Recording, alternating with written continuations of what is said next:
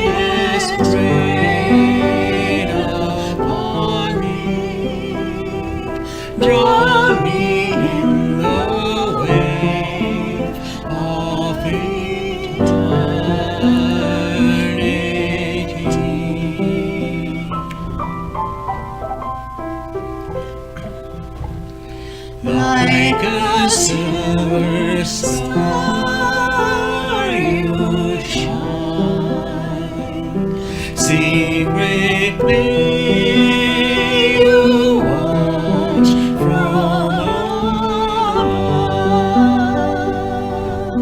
Give me a drop of heaven, let the pearls of wisdom fall.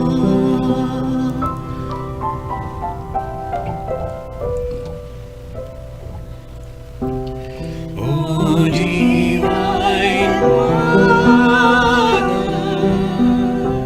here I am, cold and hungry in raging sea, in a world of time and space. Give me the cup of immortality.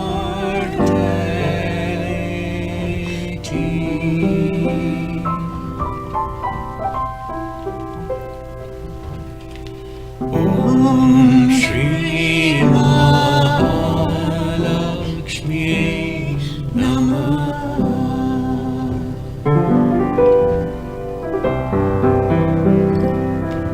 I implore you, O Goddess Lakshmi,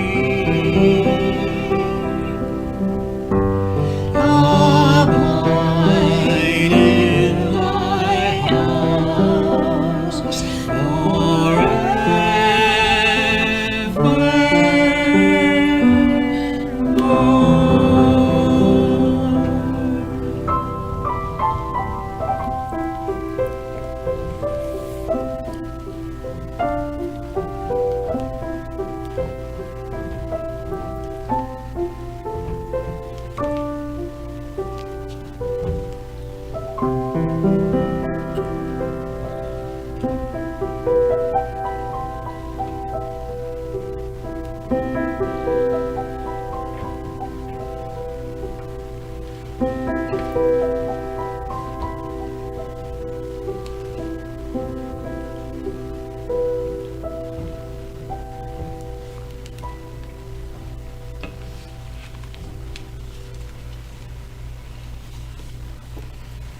We are recording from the ashram of our revered Guru, Pujya Atman Sri Swami Jyotirmayananda in Miami, Florida. Today is September the 16th, 2020, Wednesday evening, and tonight Swamiji will be lecturing on the Yoga Vasistha. This is Series 2018, class number 274. And now Pujya Atman Sri Swami Jyotirmayananda. Om Brahmanandam Param Sukhadam Kevalam Gyan Murtim Dvandvatitam Gagana Sadrisham Tatvamasyadi Lakshyam Ekam Nityam Vimalamachalam Sarvadhi Sakshi Bhutam Bhavatitam Trigunarahitam Sadgurum Tam Namami. Om. Adorations to Sadguru, who is Brahman, the giver of supreme bliss and the embodiment of pure consciousness, one without a second, vast as the ether, infinite, eternal, beyond the three gunas and their modifications, the supreme preceptor.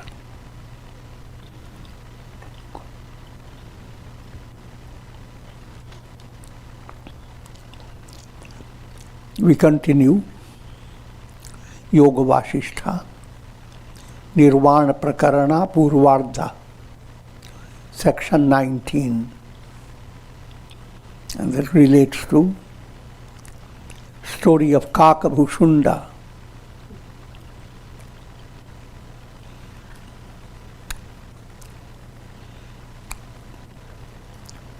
All stories are allegorical stories.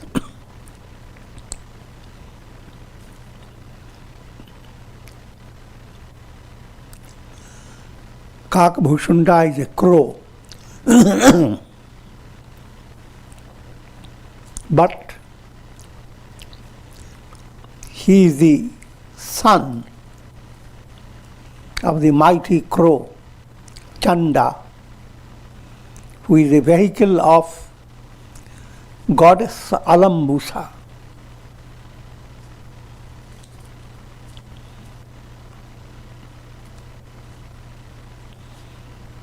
And just to reiterate some points in a storyline, this Chanda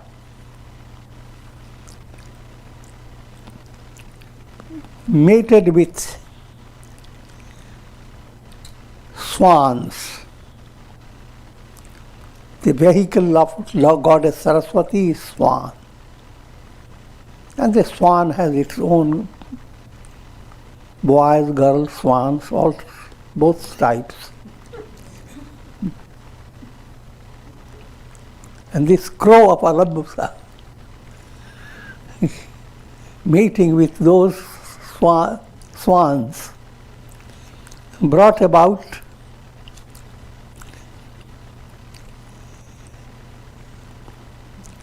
so many brothers. Kakabhushunda and about 11 more brothers, rather 7 brother crows total.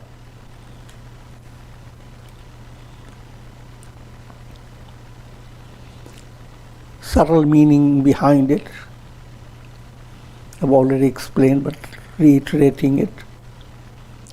Your simple I am in your mind, which relates to ego I am, that's a village crow.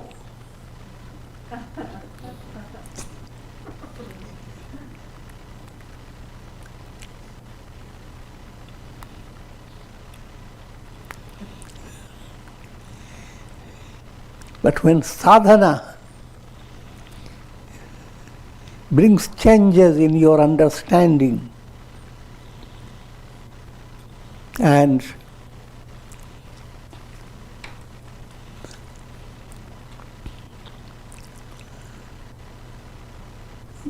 your spiritual movement is blessed by goddess Alambusa. Alambusa is very close to goddess Saraswati. So through Alambusha, you are pleasing goddess Saraswati, just like we speak of light of the sun.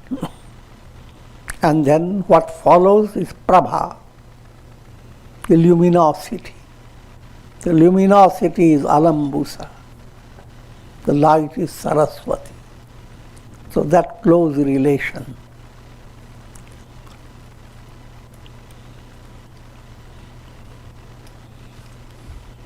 Saraswati is relating to Tattva Gyan, intuitional knowledge of the self. And Alambusha is relating to advanced state of Chitta Shuddhi, purity of your heart. When that is happening, then Saraswati aspect, a vehicle is swan, Hamsa.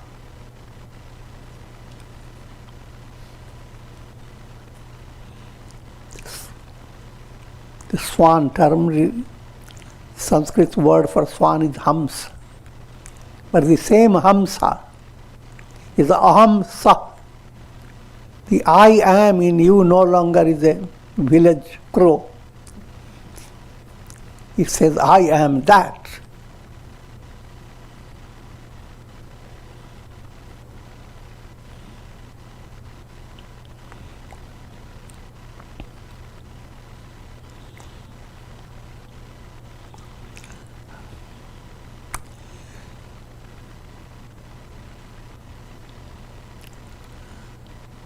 Now, so now that type of aham, the awareness of me, I am, no longer in a crow level, just going after petty things of the world, but vehicle of alambusa.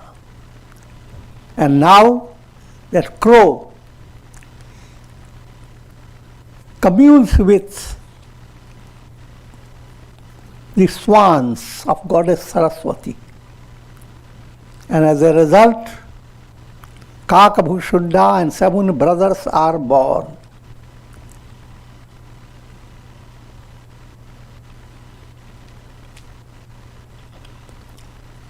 These 7 brothers, especially Kakabhushunda, 7 brothers are 7 steps of wisdom.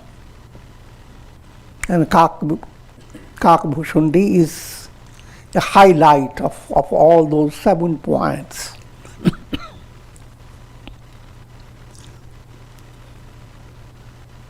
And that state is a combination of crow that has risen to a high level. First crow is I am the body. Next crow, I am that. I am is being directed towards the divine self. But you are being directed. The third state, you are one with the divine self. I am and the divine self, absolute identity.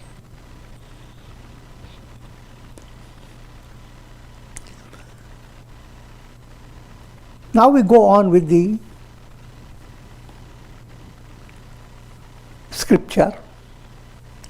We answer, O Father, all these 7 brothers have met their father, known as Chanda, the crow vehicle of Goddess Alambusha. And they are these sons. They are meeting their father, Chanda. O Father, we have known all this, all that is to be known. Now we desire to abide in a good solitary place for the sake of the unobstructed practice of meditation and samadhi. What they are relating to the Father, that they have attained enlightenment. Because they have been in constant touch with swans and Goddess Saraswati's blessings.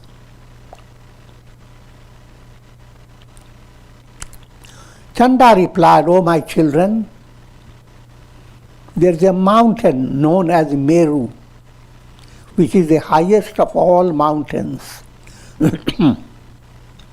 symbolizing the mystic center of the universe. Just like in your personality, Meru Danda, the spinal cord, which is the seat for your Sushumna Nadi, that's your central part of your whole personality. In the same way,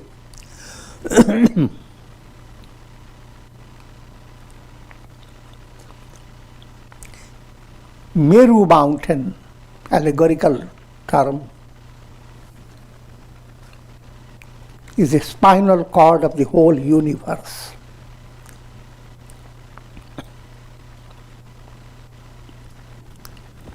You have to give me that.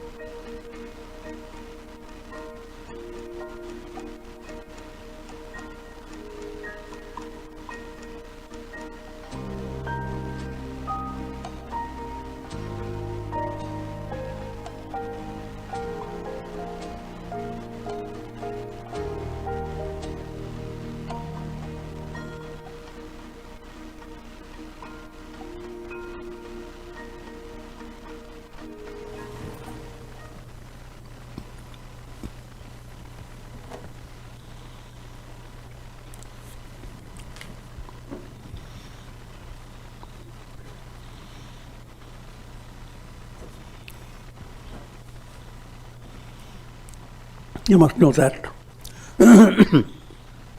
all this is being told by Kakabhushundi to sage Vasistha.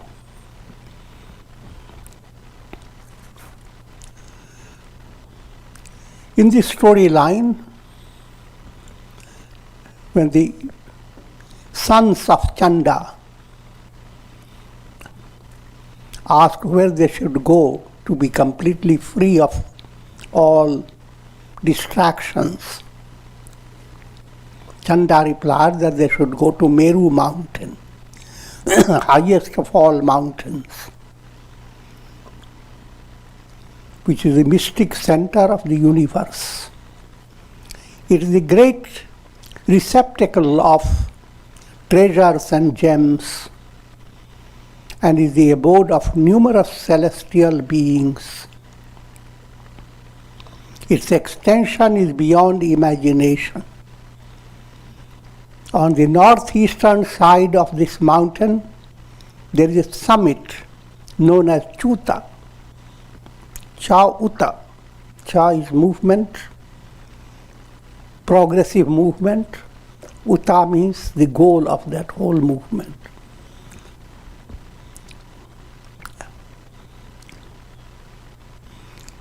Which shines like the brilliant sun. On this summit there is a gigantic tree, the wish-yielding tree known as Kalpavriksha. All this is a description of the highest goal, which is Brahman, absolute self. Realization of Brahman is Kalpavriksha. Ordinary Kalpavriksha gives you lots of desires, and your desires get on fire. In other words, you go on desiring more and more and more, and there is no end to your desire. And Kalpavriksha goes on giving. That's the ordinary concept of Kalpavriksha. The divine, ideal Kalpavriksha, where all your desires are fulfilled.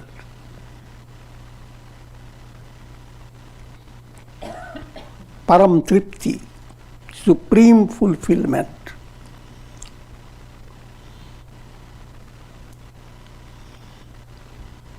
I had formerly built my nest on that branch and had adorned it with all sort of shining gems.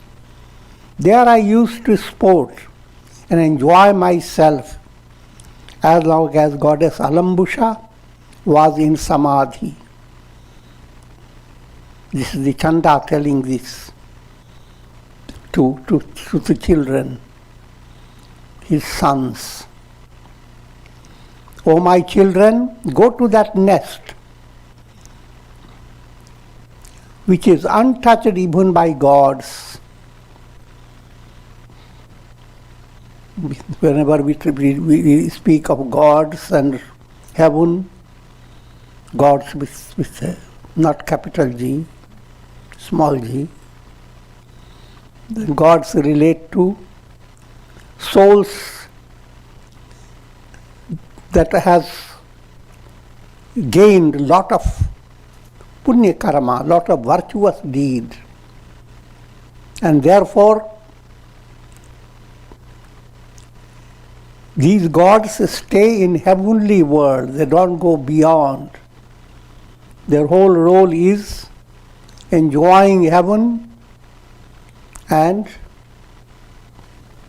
coming back. And as a heavenly God, helping human beings in the fulfillment of their desires. That definition of gods is applied in this context. Thus saying, Chanda embraced us with overwhelming love and led us and fed us with meat he had received from the goddess. is not encouragement for non-vegetarians. It is allegorical.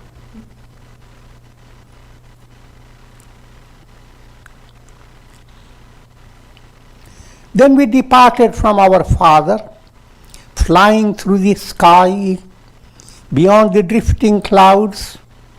We swam through the void of space, crossed numerous stars, and came to where Goddess Saraswati abode, along with our mothers in Brahmaloka.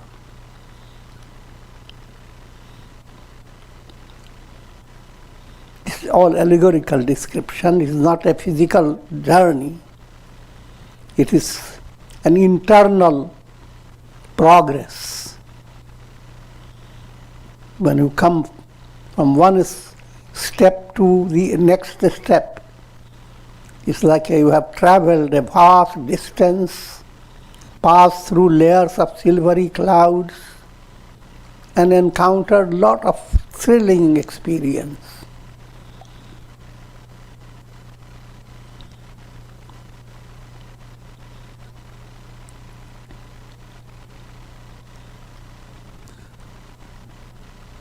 So finally they went to Brahmaloka.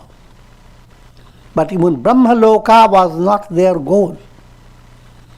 Brahmaloka is not Loka of Brahman. Brahmaloka is that Loka where Creator, along with many gods,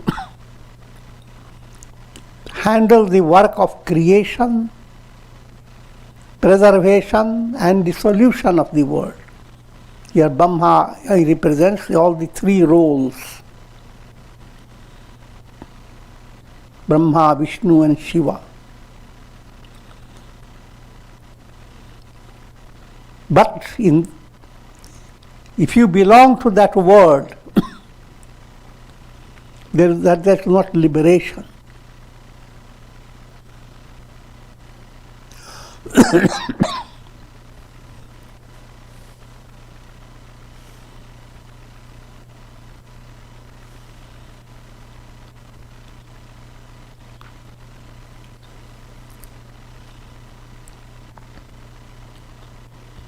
We told our mothers about the instructions we received from our father.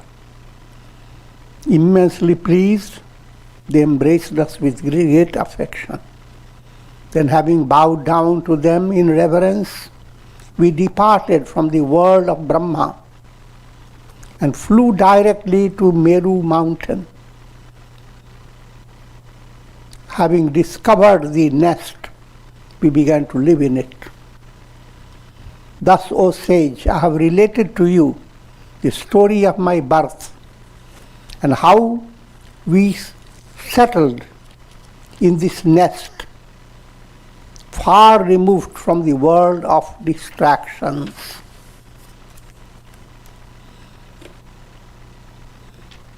The nest relates to Sthita Prajna state.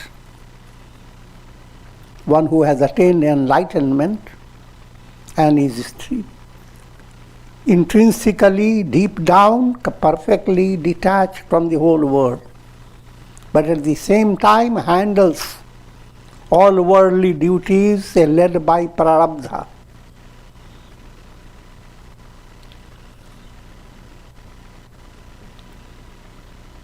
Sage Kagabhushunda continued, this is section 20. O sage, today my good karmas of the past have borne fruit, and so I am able to behold you in person. By your presence, this branch of the kalpaka tree, this nest and myself have all become sanctified. This is praising Vasistha. And Vasistha praises Kakabhushundi. It's a mutual admiration among sages.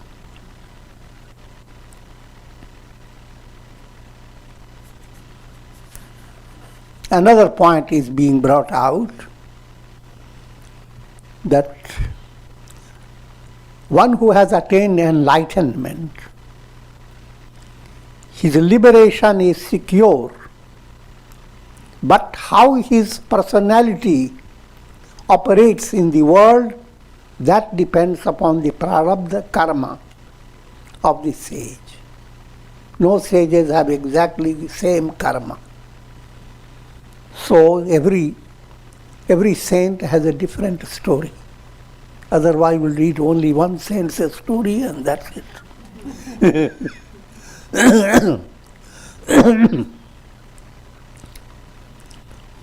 To understand this point further in detail,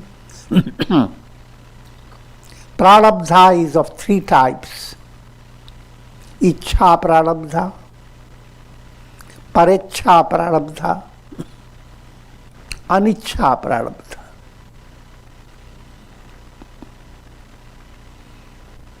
Let me repeat again.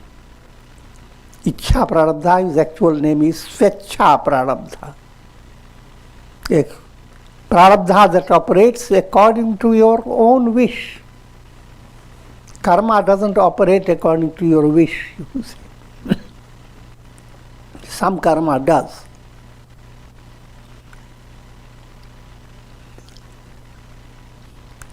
Parecha prarabdha, others, people around you, they manipulate your movement. Aniccha prarabdha, something totally different. Nobody expected, nobody wanted. And it happens. War, hurricanes, eruptions, all types of things. There are many anicca prarabdha.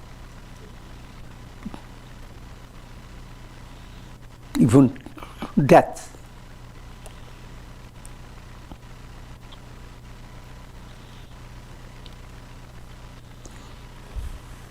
And so Kakbhushuddhi is pointing that fact that his prarabdha karma has enabled him to meet sage Vasistha.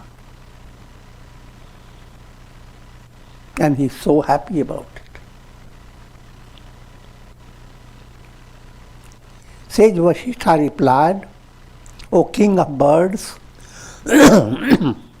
I do not see your enlightened brothers. What happened to them? And why are you alone?" He talked about his 7 brothers. And now Sage Vasistha is looking for the other 6.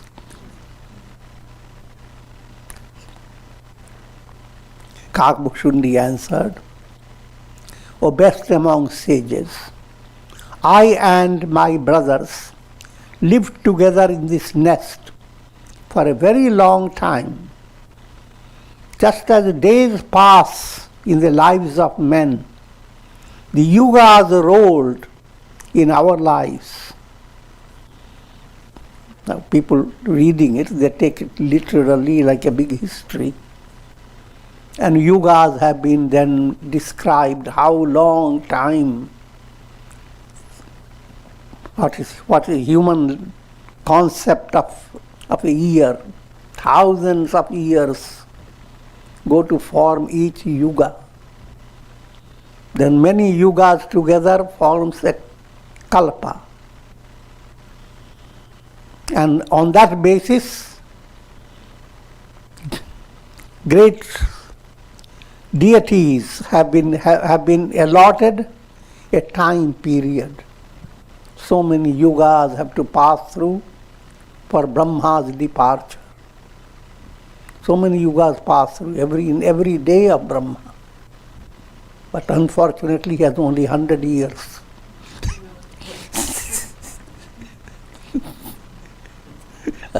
Joking.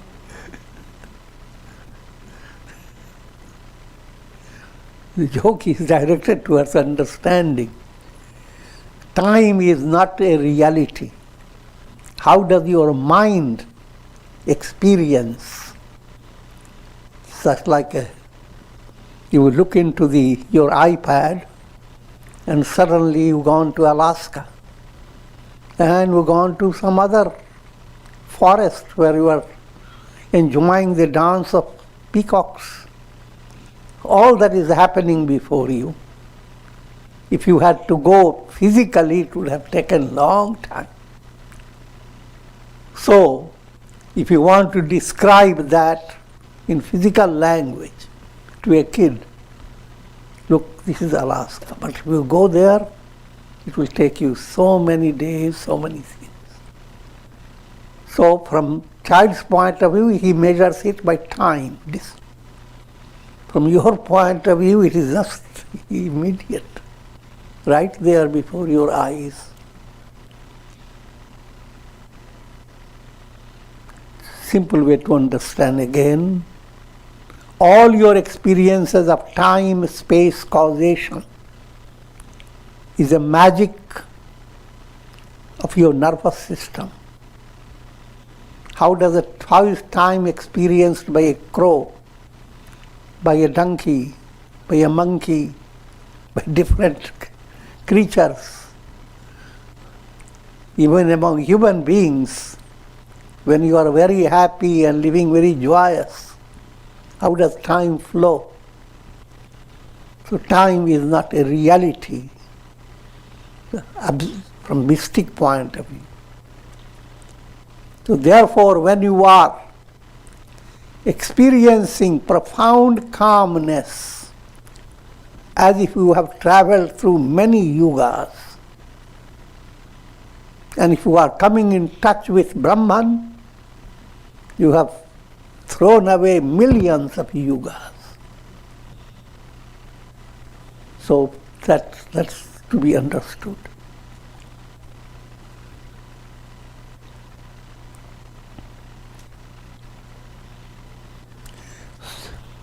The yugas rolled on in our lives. After the passage of many yugas, with the exhaustion of my brother's prarabdha karma, they abandoned their physical bodies and became one with the absolute self. In brief storyline, Kagbhushanda alone has been left out of 7 brothers. All others have attained Videha Mukti, liberation, without physical body. O sage, no matter how long-lived a person may be, no matter how great in wisdom and various attainments, he is bound to be devoured by the time spirit, who continues to exist, continues to exert his invisible influence over all. In other words, from body point of view, all persons, sages, saints, ordinary, all are subject to death. Body point of view. O sage, abiding in the self, I enjoy supreme contentment. That is why, even when threatened by the forces of destruction, I remain unaffected. Now, all these descriptions are meant for building up affirmation. When you are practicing sadhana, especially vichar, as mind has quieted down, you are pursuing who am I, and allowing your mind to envision the I in you is Brahman, the Absolute. But Absolute has no looks. So allow your visualization to go through many concepts and ideas, all that help you to move towards Brahman. All that is needed to be entertained by your mind, such as, I am the breeze, I am the ocean, I am the sky. All these are helping you to flow towards ultimate revelation. I am Brahman. If you say just I am Brahman, you are left dumb.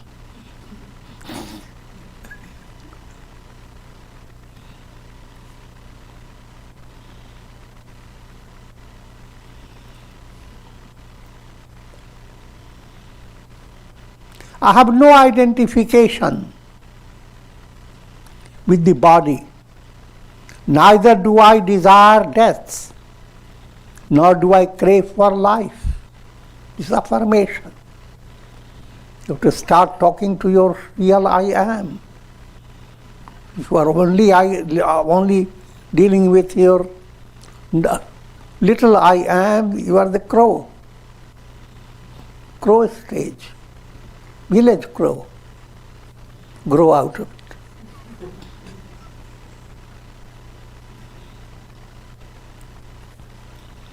Seated on the branch of the kalpaka tree, I have examined the ways of the world.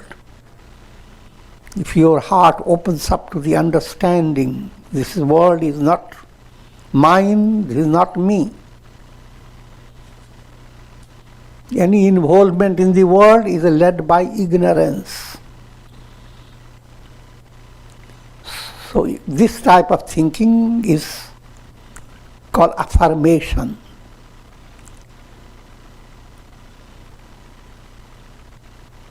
So I have examined the ways of the world,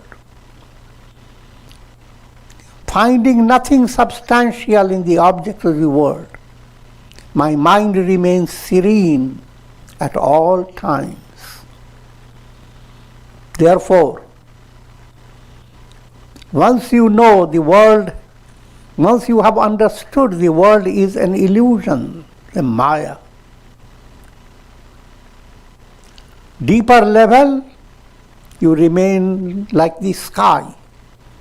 The sky remains untouched, but it continues to sustain all the clouds. All the details happen in the sky, but sky level untouched. So that type of revelation must occur in relation to your identity. You are the sky identity.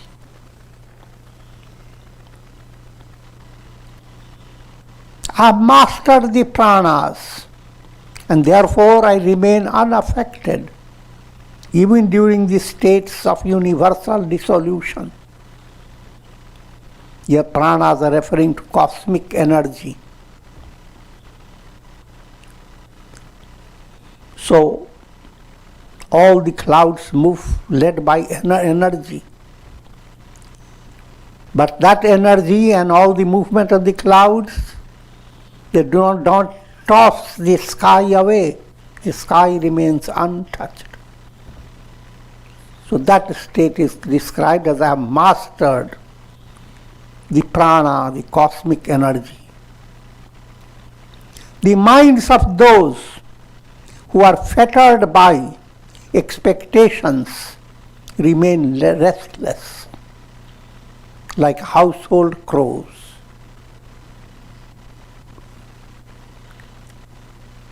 Frightened at every happening. See, this is the definition of normal crow.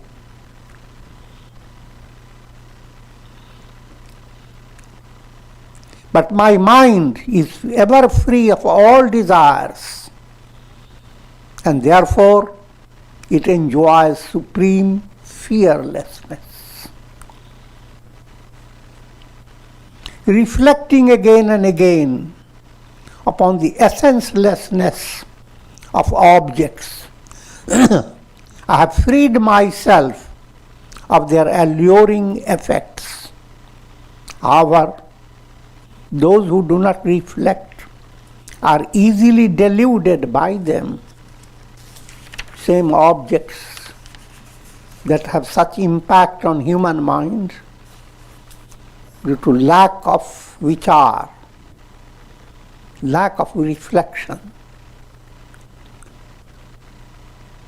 But when you pursue that path of reflection, vichar, who am I?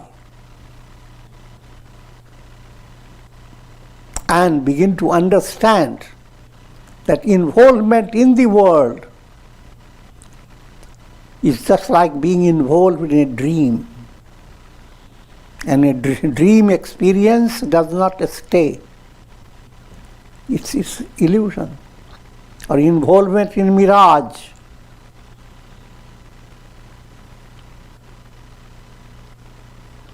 In this relative world, all beings and all objects must come and go at the same time. From the absolute point of view, nothing happens. Understand the relative and the absolute. The relative means mind's projections, world that you are experiencing led by thought waves of your mind.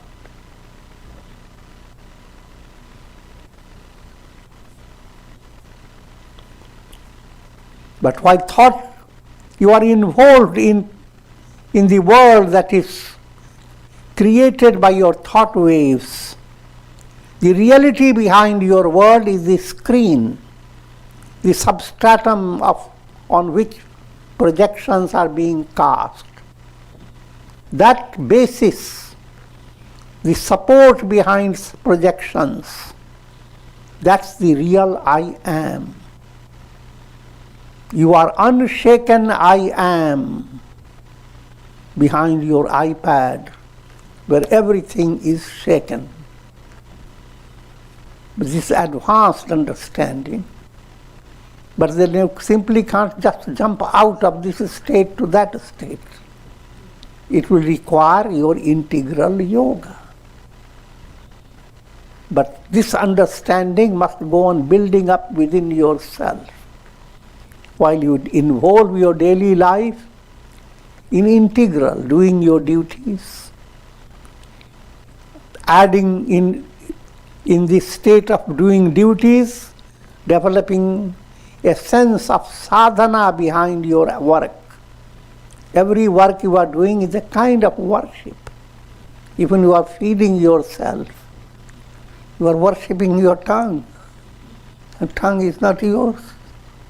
God is behind it. You think you suck it, but He is the sucker.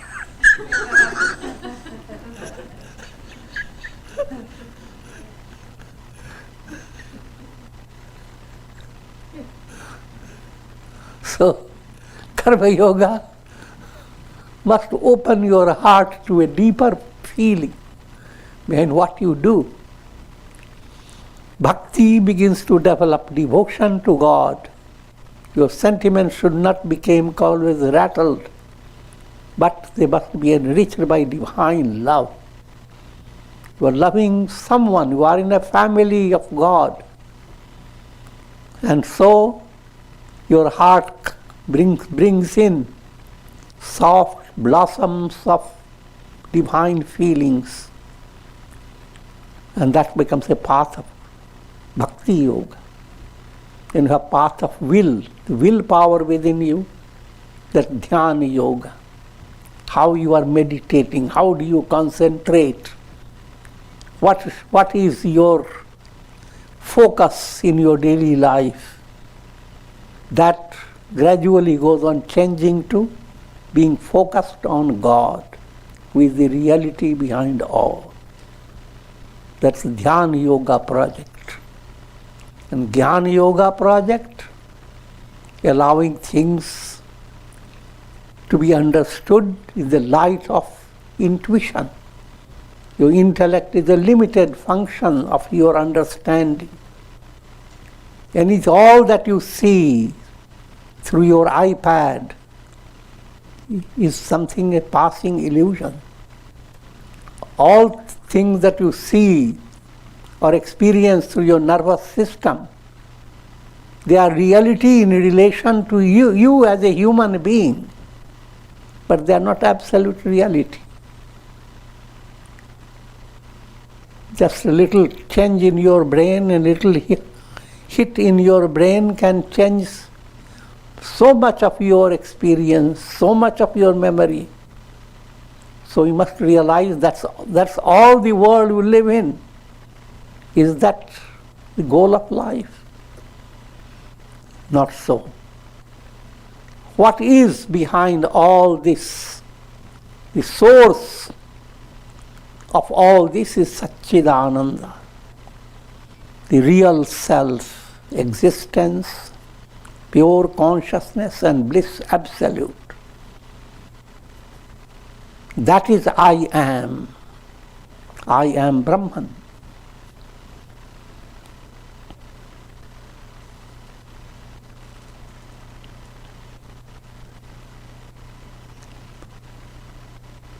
In this relative world, all beings and all objects must come and go at the same time.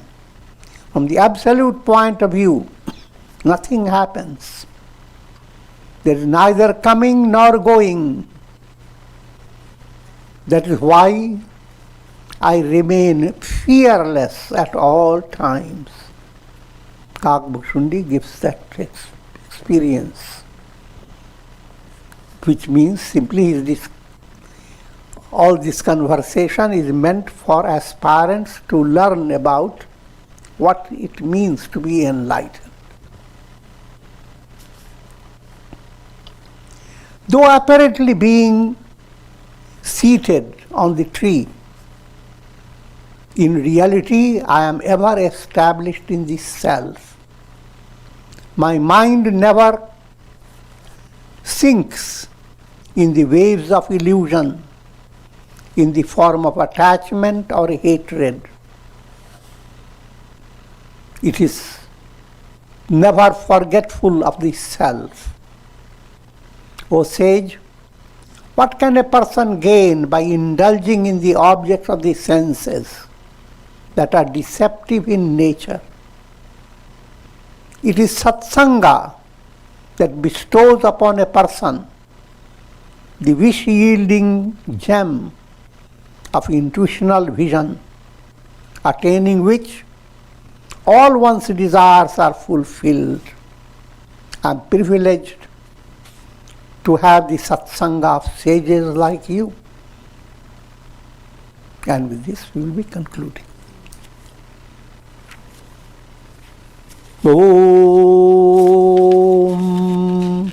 Trayambakam yajamahe sugandhim pushtivardhanam urvarukmiva bandhanan mrityor mukshiyamamritat. Om. We are offering special prayers. One most important prayer is for the departure of Sri Swami Vasudevananda. May his soul be enfolded by Brahman. May he be endowed with Shakti, Bhakti, Mukti, and in its climax to attain liberation. He has been an exemplary personality, an ideal aspirant, and a yogi, and his inspiring life will go on encouraging others for a long, long time.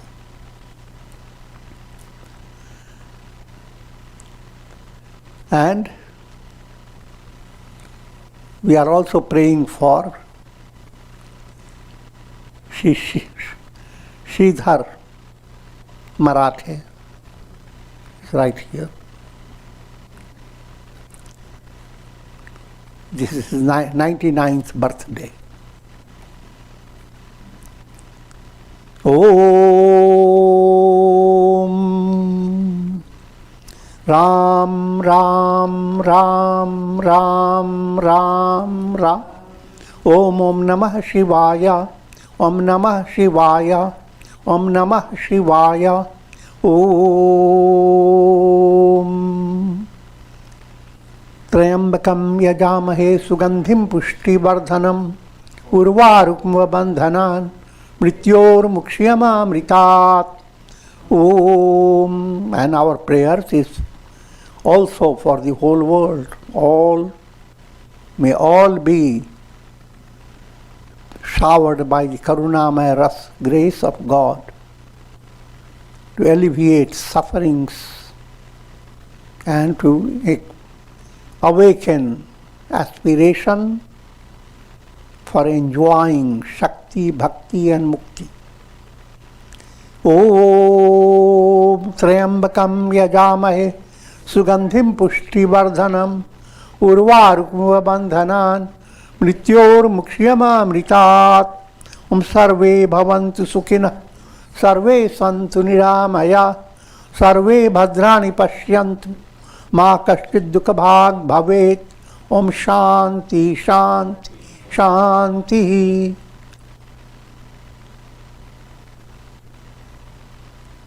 Om Hari Om Tat Sat.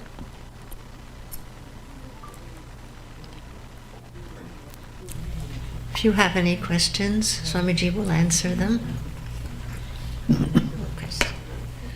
Okay, and then we conclude for tonight with great love in our heart for our dear brother, Swami Vasudevananda, source of great light and great love.